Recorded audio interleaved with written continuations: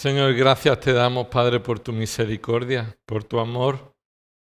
Gracias, Padre, por habernos traído con bien en esta tarde, Señor, y a pesar de las circunstancias, Señor, tener un corazón deseoso de ti, Señor, de tu palabra, de tu verdad. Gracias por movernos, Señor, y poner el ánimo en nosotros para que podamos estar esta tarde, Señor, delante de tu palabra. Y queremos, Padre, rogarte, Señor, que sea de bendición lo que escuchemos de tu palabra, Señor, porque nuestro corazón esté dispuesto, Señor. En el nombre de Jesús. Amén. En esta tarde vamos a continuar nuestro estudio de Filipenses y os animo y os invito a abrir vuestra Biblia en la carta de Pablo a los Filipenses. Estaremos en el capítulo 1, los versículos 27 al 30. Y mientras llegáis allí, nuestra conducta dice mucho de nosotros. Nuestra conducta dice mucho de nosotros. Es nuestra conducta la que muestra lo que hay en el corazón. Y es nuestra conducta lo que debe caracterizar también la vida de un creyente. Nuestra conducta es aquello que nos caracteriza en nuestro comportamiento, en nuestra vida, en cómo actuamos con respecto a todos los ámbitos de nuestra vida. Las decisiones que tomamos, la actitud con la que tomamos y la respuesta que damos, la manera en que hablamos. Nuestro comportamiento dice mucho de nosotros. Y Pablo, sabiendo esto, escribe esta carta a los filipenses y les muestra que el comportamiento del creyente debe ser digno del Evangelio de Cristo. Vamos a leer los versículos 27 al 30. Solamente comportaos de una manera digna del Evangelio de Cristo, de modo que ya sea que vaya a veros o que permanezca ausente, pueda oír que vosotros estáis firmes en un mismo espíritu, luchando unánime por la fe del Evangelio. De ninguna manera amedrentados por vuestros adversarios, lo cual es señal de perdición para ellos, pero de salvación para vosotros, y esto de Dios. Porque a vosotros se os ha concedido, por amor de Cristo, no solo creer en Él, sino también sufrir por Él, sufriendo el mismo conflicto que visteis en mí y que ahora oís que está en mí.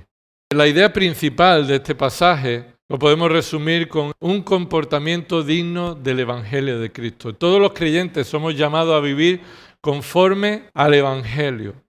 Esta palabra, el comportamiento digno, tiene que ver con que aquellos que nos vean cómo nos comportamos van a ver o van a tener una idea del Evangelio según cómo nosotros nos estemos comportando. Así que en los párrafos anteriores, Pablo ha dado testimonio de cómo él está en la cárcel, pero está orando y da gracias a Dios por todos los hermanos. Y a continuación, él muestra el testimonio también, y lo vimos la semana pasada, el testimonio del gozo porque Cristo se ha exaltado en nuestra vida. Desde el capítulo 1, versículo 3, hasta el versículo 26, observa que solamente hay verbos indicativos. Verbos en indicativo, no hay ningún mandato, no hay ninguna orden. ¿Qué significa eso? Eso significa que lo que se está mostrando son realidades de la vida de Pablo, una vida de testimonio. Y les está contando las realidades de cómo él está en la cárcel, cómo él da gracias a Dios por cada creyente, especialmente por los filipenses que desde el principio como hasta ahora han estado compartiendo y siendo participantes del Evangelio con él, y el testimonio del gozo, a pesar de las circunstancias y del sufrimiento, el gozo se encuentra en que Cristo se ha exaltado en tu vida. Por supuesto, recordad que esta carta enfatiza el gozo y la unidad al orar unos por otros, al gozarnos unos por otros de estar participando del Evangelio de Cristo. Y Pablo enfatiza en estos inicios de la carta, la humildad es necesaria para que podamos elegir lo que conviene a los demás en lugar de lo que uno desea. Recuerda lo que dice el capítulo 1, versículo 18. Entonces, ¿qué? De todas maneras, ya sea fingidamente o en verdad, Cristo es proclamado y en esto me regocijo, sí, y me regocijaré. porque sé que esto resultará en mi liberación mediante vuestra oración y la suministración del Espíritu de Cristo, conforme a mi anhelo y esperanza de que en nada seré avergonzado, sino que con toda confianza, aún ahora como siempre, Cristo será exaltado en mi cuerpo, ya sea por vida o por muerte. Esas son las posibilidades que podían darse. Y Pablo no se goza porque él será liberado, se goza porque Cristo será exaltado. Ya sea que él sea liberado o no, ya sea que viva o muera, el gozo del creyente es que Cristo sea exaltado. Y ante esas dos posibilidades, Pablo dice el versículo 21, pues para mí el vivir es Cristo y el morir es mucho mejor. Es ganancia. Ahora, presenta otra tercera posibilidad, versículo 22. Pero si el vivir en la carne, esto significa para mí una labor fructífera, entonces no sé cuál escoger. Pues de ambos lados me siento apremiado, teniendo el deseo, observa esa palabra, deseo de partir y estar con Cristo. Pues eso es mucho mejor, es decir, no hay nada mejor que eso. Partir y estar con Cristo. Eso es lo que yo deseo, dice Pablo, versículo 24, y sin embargo, continuar en la carne, que precisamente es lo que Pablo no está deseando. Además está en la cárcel. Continuar en la carne significa sufrir. Y Pablo no es eso lo que desea, pero dice, si continuar en la carne es más necesario por causa de vosotros, entonces no sé qué escoger. Y Pablo lo que está mostrando es que la unidad se muestra como resultado de la humildad, al preferir lo que es necesario para los demás en lugar de lo deseable para uno mismo. Así que todos estos indicativos han sido un testimonio de la vida de Pablo, de cómo vivir conforme al Evangelio. Por eso llega al versículo 27. Y después de este testimonio de una vida que se goza exaltando a Cristo aún estando en la cárcel, Pablo les da el primer mandato. El primer mandato. Y para resumirlo y que sea claro en nuestra mente, os propongo 4 elementos de este mandato. El mandato es claro, es comportaos de una manera digna del Evangelio de Cristo. Ese es el mandato. Debemos comportarnos de una manera concreta. Y la manera concreta es digno del Evangelio de Cristo. Este comportamiento vamos a ver cómo tiene 4 características. En primer lugar, versículo 27, un comportamiento único. Un comportamiento único. Versículo 27, la primera parte. El comportamiento con el cual nosotros debemos vivir es un comportamiento único. Mira lo que dice ahí. Solamente comportados de una manera digna del Evangelio de Cristo. Escucha esa palabra solamente. Cuando leemos esa palabra solamente, puede ser que pensemos que Pablo les pide solamente una cosa. Es decir, que Pablo está diciendo, solamente os pido que os comportéis de una manera digna. Pero Pablo no está diciendo que solamente sea su petición, solamente os pido una cosa. Pablo lo que les está diciendo es que comportaos solamente de una manera. Comportaos solamente de una manera. Es decir, el creyente solamente puede comportarse de una manera. Esto echa fuera toda hipocresía. Esto echa fuera todos intereses ocultos, los cuales más adelante en el capítulo 2, versículo 21 dice, porque todos buscan sus propios intereses, no los de Cristo Jesús. Y Pablo nos está diciendo que la manera digna del Evangelio de Cristo es la única manera en la que el creyente debe vivir. No hay 2 maneras, ni 3 maneras. No debemos vivir dependiendo de quién esté a nuestro lado o de dónde nos encontremos. Pablo les ha dado un testimonio único de su comportamiento. Y Pablo les dice que ya sea que esté presente o que esté ausente, hay una sola manera de vivir. Observa versículo 27, solamente comportados de una manera digna del Evangelio de Cristo, de modo que ya sea que vaya a veros o que permanezca ausente, pueda oír de vosotros lo siguiente, ese testimonio, que estáis viviendo de una única manera, la manera digna del Evangelio. Así que la manera digna del Evangelio de Cristo es un comportamiento único. Aquí surge rápidamente una pregunta.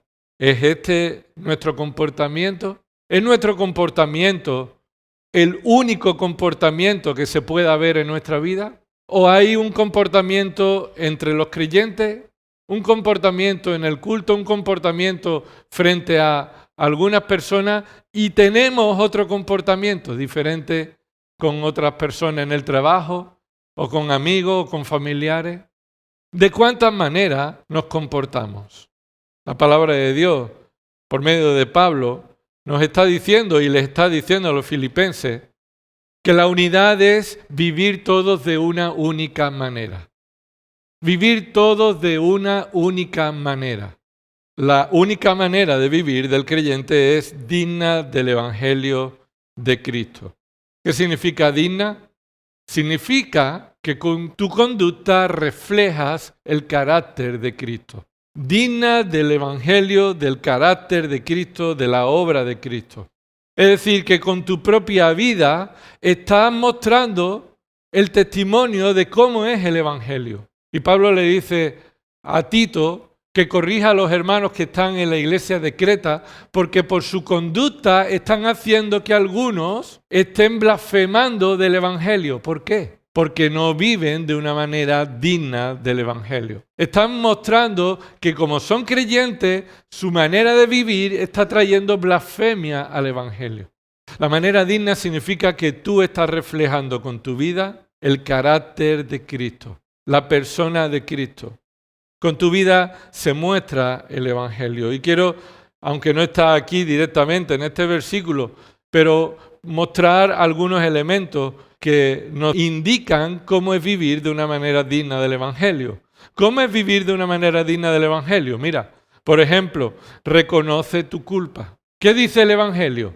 Que no hay justo ni aun uno, que todos somos pecadores, que no hay nada en nosotros que merezcamos la salvación, que somos culpables y que merecemos el castigo eterno.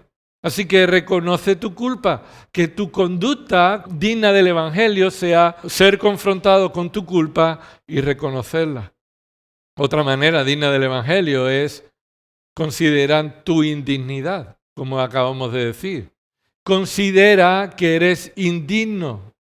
Te consideras indigno. No buscas tu vanagloria. Observa lo que dice el capítulo 2, versículo 2. Haced completo mi gozo, siendo del mismo sentir, conservando el mismo amor, unido en espíritu, dedicado a un mismo propósito. Esto es también el mismo llamado a vivir de una manera digna del Evangelio, única manera. Y mira el versículo 3. Nada hagáis, ¿por qué? Por egoísmo o por una gloria vacía, vanagloria. Es decir, nada hagáis para traer a vosotros la gloria que no os pertenece. Vivir de una manera digna del Evangelio es considerar que soy indigno de los aplausos. Considerar que soy indigno de todo lo que yo creo que merezco. Por tanto, esto me lleva a la tercera manera en la que debo vivir. Debo considerar también o recordar la gracia de Dios. Es el Evangelio de Cristo, el Evangelio de la gracia. Así que como soy culpable y como me considero indigno, también reconozco que lo que he recibido lo he recibido por gracia. Y si de gracia hemos recibido, entonces lo que hacemos por los demás es por gracia. No porque se lo merezcan los demás. No porque le demos a los demás lo que ellos se han ganado. Es porque del mismo modo que hemos recibido gracia, tenemos gracia con los demás en nuestra conducta. Otra manera que el Evangelio nos indica cómo debemos vivir, agradece el perdón. Agradece el perdón. Dale gracias a Dios por el perdón. Y del mismo modo, perdona a los demás. Con el perdón que tú has sido perdonado, es con el cual Dios nos llama a perdonar a los demás. Esta es la conducta digna del Evangelio de Cristo. Y ya recordáis cómo aquel que fue perdonado por el rey una deuda impagable, después sale y se encuentra con alguien que le debía una pequeña deuda y no le perdonó. Así que, ¿qué conducta fue esa, la de ese hombre? Menospreció el perdón que había recibido. No vivió conforme al perdón que había recibido. Hermanos, debemos vivir de una manera digna del Evangelio, reconociendo nuestra culpa, considerando que somos indignos, recordando la gracia, agradeciendo el perdón de Dios. En quinto lugar, exaltando a Cristo como Señor. Es decir, tú vives de una manera digna del Evangelio cuando te reconoces a ti como esclavo y a Cristo como tu Señor. Cuando no eres dueño de tu tiempo, tu dinero, tus pensamientos, tus posesiones, todo está sometido a la autoridad de Cristo. En sexto lugar, cuando se reconoce que es un privilegio, cuando se reconoce que la salvación, el Evangelio de Cristo es un privilegio, es un tesoro que hemos recibido. Es un tesoro que no puede ser comparado con nada en el mundo. No puedes quedarte con el Evangelio de Cristo y con algo más que el mundo ofrezca. Tendrás que venderlo todo, tendrás que verlo como un privilegio. Tendrás que reconocer, en séptimo lugar, que eres peregrino y extranjero. Así vas a vivir de una manera digna del Evangelio, que esta no es tu patria. El mundo no es tu patria. España no es tu patria. Este mundo y los intereses del mundo y lo que el mundo te ofrece no es tu fin. Tú eres peregrino y extranjero. Así que no te acomodes a este mundo. Penúltimo, tu meta es la gloria de Dios. Tu meta es la gloria de Dios. Vivir de una manera digna del Evangelio de Cristo es reconocer que has sido creado para la gloria de Dios. Y esa es tu única meta. Y por último, debes ser consciente de la presencia de Dios en tu vida. Lo resumiríamos de esta manera. Ser consciente de la presencia de Dios en tu vida es vivir en el temor de Dios. Vivir en el temor de Dios. Vivir de una manera digna del Evangelio es temer a Dios. Temer a Dios por lo que haces, temer a Dios por lo que piensas. Temer a Dios en cuál es tu conducta en todo momento. Así que hemos visto que el comportamiento digno del Evangelio de Cristo es un comportamiento único. Y tú y yo debemos vivir con un único comportamiento. No hay caretas, no hay doble rasero, no hay dos maneras de actuar. La única manera en la que tú y yo debemos vivir es la manera digna del Evangelio de Cristo. Para exaltar a Cristo y su Evangelio. No para mostrarnos como merecedores de ese Evangelio, sino como que hemos sido salvados por gracia y es un privilegio tener a Cristo como Señor. En segundo lugar, observa el versículo 27 en la segunda parte. Este comportamiento digno del Evangelio de Cristo es un comportamiento unido. Un comportamiento unido, un comportamiento de unidad. Porque se caracteriza por lo que Pablo dice que espera oír de vosotros. Espero oír de vosotros, ya sea que vaya a ver o ya sea que esté ausente, espero que os comportéis de una única manera. Y esa única manera se caracteriza por lo que Pablo espera oír de ellos. ¿Y cómo espera oír de ellos? Observa el versículo 27. Que vosotros estáis firmes en un mismo espíritu, luchando unánimes por la fe del Evangelio. Pero observa que lo que se caracteriza aquí del comportamiento único del creyente que vive de una manera digna del Evangelio se caracteriza por un comportamiento unido. Y sí, hay dos elementos. Estáis firmes y estáis luchando. ¿Lo ves ahí en tu Biblia? Que se caracterice que estáis firmes y que estáis luchando.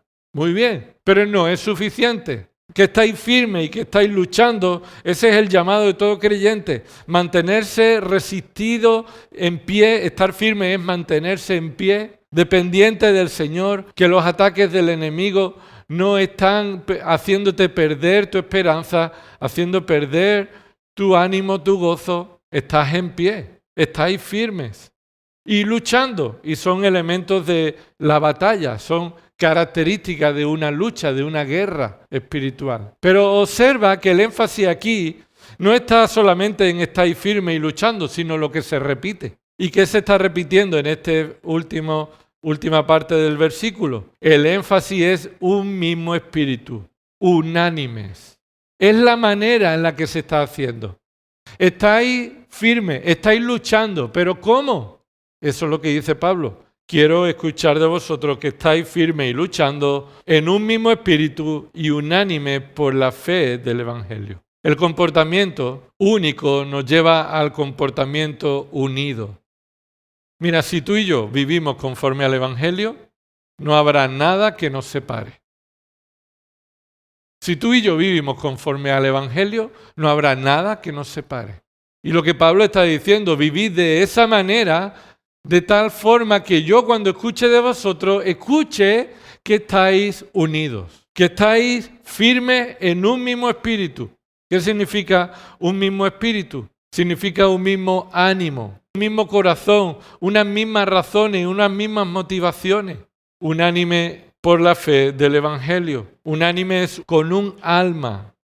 Así que estamos unidos no solamente porque estamos en un mismo lugar, estamos unidos porque nuestros corazones buscan lo mismo, sienten lo mismo, desean lo mismo. Y eso es resultado de que estamos viviendo con un comportamiento digno del Evangelio. Como resultado es que la Iglesia vivirá la vida cristiana y luchará y peleará la batalla de la fe unidos. Así que la palabra de Dios dirige nuestros pensamientos. Es la palabra de Dios quien dirige nuestros deseos. Mira, si tú y yo tenemos la palabra de Dios, ¿y cuántas interpretaciones tiene la palabra de Dios? Una interpretación. Tú y yo debemos desear lo mismo. Es decir, debemos tener las mismas motivaciones, los mismos deseos. No digo gustos musicales, no digo que te guste el gazpacho o a mí el salmorejo o que no. No, estamos hablando de lo esencial de la vida, lo que marca la dirección de nuestras vidas. Debemos desear lo mismo. Debemos vivir con las mismas motivaciones. Debemos tener las mismas metas. Debemos tener los mismos anhelos. Entonces, ¿qué sucede cuando no lo tenemos? Sucede que no estamos comportándonos de una manera digna del Evangelio. La palabra de Dios no está siendo nuestra guía. O tú y yo no nos dejamos guiar por la palabra, o tú o yo, uno de los dos, no estamos dejándonos guiar por la palabra. Pero si la palabra de Dios es nuestra única guía, tú y yo debemos tener un mismo ánimo y espíritu.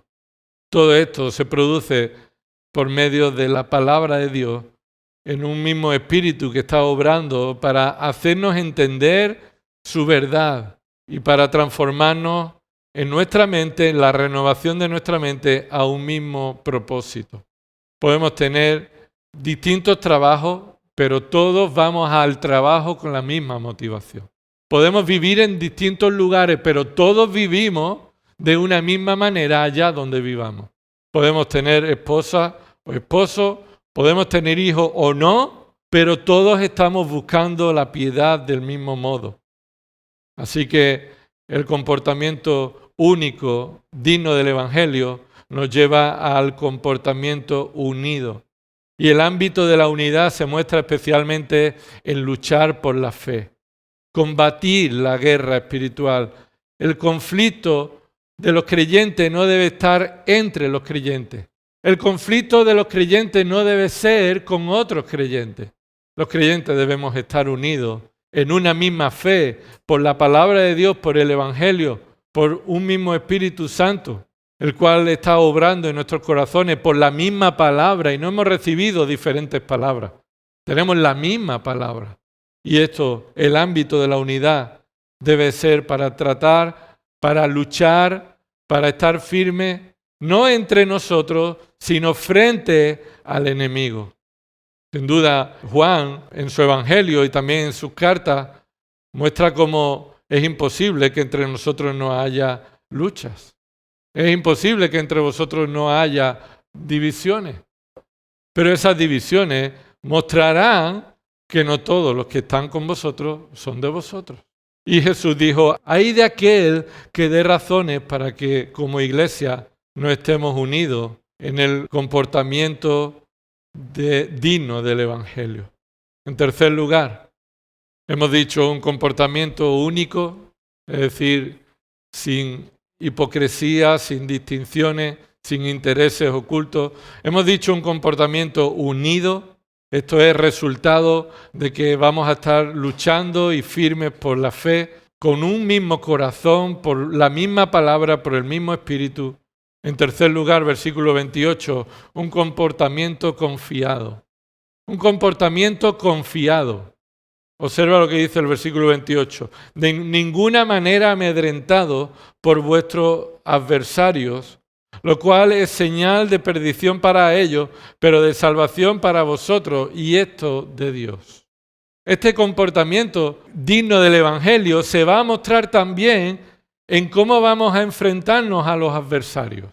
Y la manera se expresa en un negativo, en una negación de ninguna manera amedrentados. Esa palabra amedrentado significa aterrorizado, con miedo.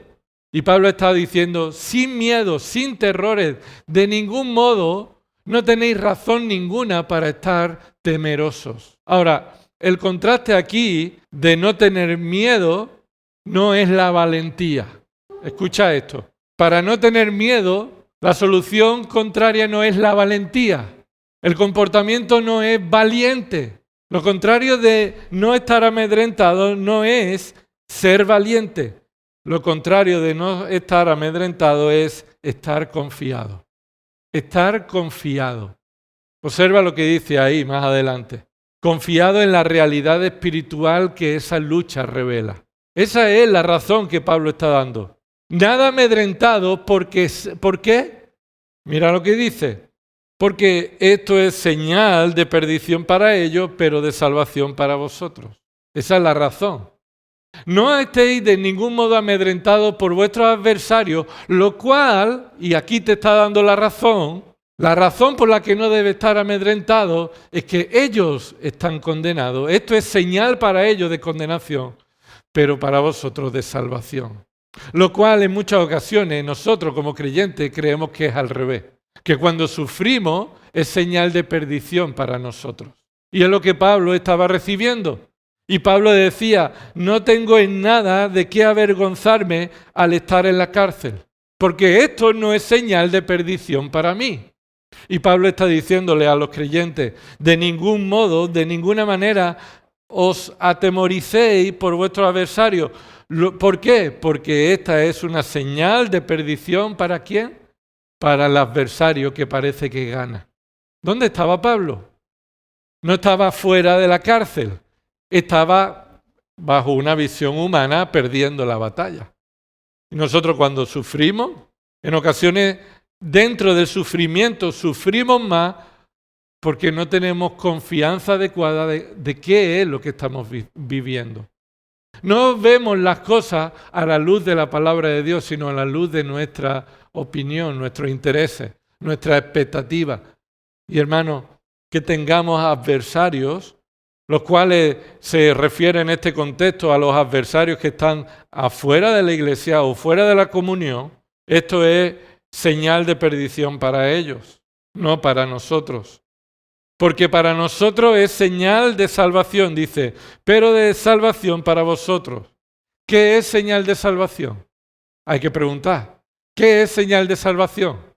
Que viviendo de la manera digna del Evangelio, tú recibas ataques de los adversarios. Tus adversarios sean los que no creen en Cristo. Esto es señal de salvación para ti.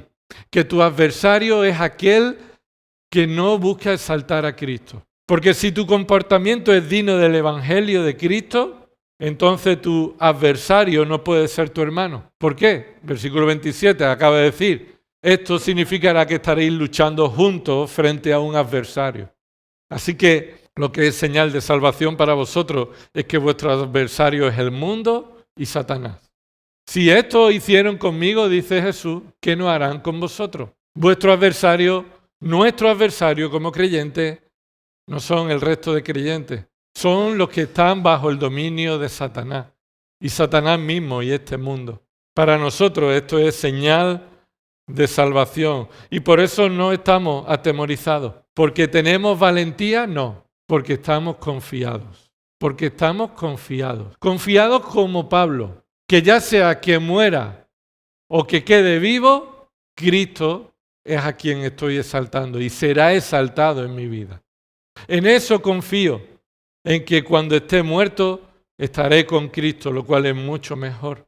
Pero observa que la confianza no está en tu valentía, está en la confianza que Dios ha hecho y te ha dado. Porque dice al versículo 28 al final, esto es señal de salvación para vosotros. Y dice, ¿y esto de Dios? ¿A qué se refiere y esto de Dios? La salvación que tenéis. La salvación que tenéis no es porque sufrís. Sufrís porque Dios os ha salvado. Y esto es de Dios. El sufrimiento no te lleva a la salvación. La salvación ha sido provista por la gracia de Dios y trae como resultado sufrimiento. Y esta es la confianza que debe haber en nosotros. Así que cuando sufrimos hay una pregunta que hacernos. ¿Estoy sufriendo por ser fiel al Evangelio de Cristo? ¿O estoy sufriendo por algún pecado en mi propia vida? Bueno, la manera correcta, digna del Evangelio de Cristo es confesar mis pecados delante de Dios. No hacer culpable a todo el mundo del daño que me está causando, ya que yo deberé examinar mi vida. Pero una vez que examino mi vida, mi confianza no está en mi valentía y en lo que yo tengo. Mi confianza está en la salvación que es de Dios, provista por Dios, dada por Dios, aplicada por Dios, preservada por Dios. Y esto es señal de salvación. Este es nuestro comportamiento confiado en medio de la batalla, en medio de los adversarios. Un único comportamiento, un comportamiento unido, un comportamiento confiado. Y terminamos, versículos 29 y 30. Un comportamiento sobrio. Un comportamiento sobrio. Y un comportamiento sobrio quiere decir un comportamiento que piensa correctamente, que examina lo que sucede en tu vida y piensa bíblicamente, que no se deja llevar por las opiniones, por los pensamientos del mundo, ni la propia opinión de uno mismo, sino que las cosas que suceden nos llevan a comportarnos de una manera sobria por lo que sabemos. Y mira lo que dice el versículo 29. Porque a vosotros se os ha concedido, por amor de Cristo, no solo creer en Él, sino también sufrir por Él. Versículo 29 empieza, porque. Y ahí ese porque viene a introducir un correcto pensamiento frente a los sufrimientos. Los sufrimientos que pueden ser señal de condenación. Estos sufrimientos para el creyente no son señal de condenación, son señal de salvación. Y ahora Pablo viene a traer la sobriedad, una manera correcta de pensar. Una manera correcta de pensar. Sobriedad es cerrar la puerta de la mente, pensar correctamente, bíblicamente, sin dejarnos llevar por otras pautas de pensamiento. ¿Y cuál es el pensamiento correcto que tú y yo debemos tener? Lo que se nos ha concedido. Primero que se nos ha concedido. Esto es lo primero que tú debes ver. La razón del sufrimiento, lo primero es que es un privilegio concedido. Lo primero es que el sufrimiento es un privilegio concedido. Y esto, si Dios no lo llega a decir, nadie lo diría. Si Dios no estuviera diciendo esto por el Espíritu Santo, nadie lo diría. ¿Cómo que el sufrimiento es un privilegio? Sí, es un privilegio. Además, es un privilegio concedido por Dios. Por Dios. Y por el amor de Dios, se nos ha concedido no solo creer, sino que por el amor de Cristo también se nos ha concedido sufrir por Él. Así que, hermano, esto debe ser considerado en tu propia vida como un privilegio. La pregunta es, ¿lo es? ¿Estás pensando y comportándote sobriamente? ¿O cuando viene el sufrimiento, entonces viene la inseguridad de pensamiento? Ya no sabes qué pensar. ¿Por qué pasa esto? O ya no sabes cómo responder ante este sufrimiento y esta situación. El creyente es llamado a comportarse sobriamente. Y esto es pensar de una manera correcta. Y aquí se nos dice, la manera correcta es que es un privilegio concedido de Dios, no solamente creer en Él, sino también sufrir por Él. ¿Lo consideras así un privilegio? En segundo lugar, se nos llama a comprender con sobriedad que el sufrimiento es concedido por la providencia de Dios. Que consideremos que el sufrimiento se nos ha concedido por la providencia de Dios. ¿Qué significa la providencia de Dios? Significa que Dios ordena todos los sucesos en la vida para cumplir su propósito. Y dentro de todos los sucesos de la vida están incluidos los que son agradables, los que son rectos, buenos delante de Él, incluidos también los que van en contra de su santidad, los que no son agradables a Dios, los que no son conforme a su verdad. Pero todos están de una manera perfectamente coordinadas por su providencia. Lo que te hace sufrir no se escapó de su mano, es su propósito. Y no podemos decir entonces que todo es bueno, no. Lo que sucede en tu vida debes examinarlo a la luz de la palabra, examinarlo todo reteniendo lo bueno y examinando con un discernimiento adecuado. Y decir, esto que está pasando en mi vida no es bueno, no es conforme a la voluntad agradable de Dios, pero Dios lo ha permitido.